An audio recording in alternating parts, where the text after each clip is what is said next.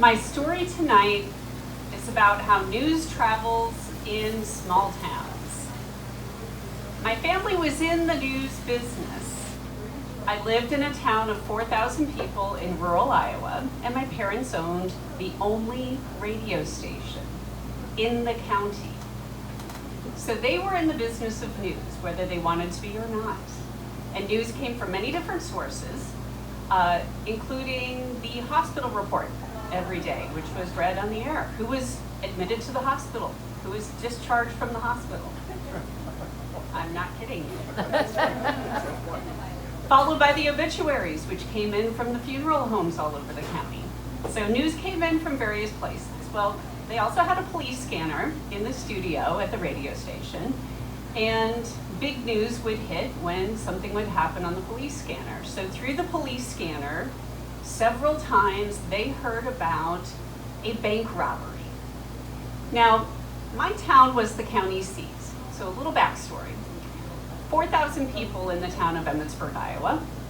Nearby, about 9 miles away, was Cylinder, Iowa, about 300 people. So big enough for 2 bars and a church and a bank, but no police force. That was handled by my hometown 9 miles away and the county sheriff. So this poor bank, the Cylinder State Bank, kept getting robbed. They were 9 miles away from the police. So during the time that I was growing up and the bank kept getting robbed and the news would come in over the police scanner at the radio station, people were just wondering when it was going to happen next. Well, one of those people was Bob Freeman, the owner of the bank, who decided he was going to finally take matters into his own hands and to arm himself against the next robber.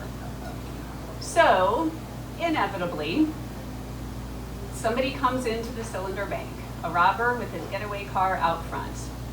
And Bob Freeman, ready for action, comes from around his desk, brandishing his weapon. The bank robber freaks out, runs out with Bob behind him. The getaway car sees his buddy being chased by a man with a gun and takes off, leaving the bank robber stranded. Well, this is a small town in Iowa, so the bank robber hops in the first car he sees, knowing that the keys would be in it and it would be unlocked, and of course it was. Well, it happened to be Bob Freeman's car. So Bob jumps in the next car he sees, parked right behind it, which happens to be his mother's car. And they take off in chase. Meanwhile, it has not yet hit the police scanner, but my mother, manning the phones at the radio station,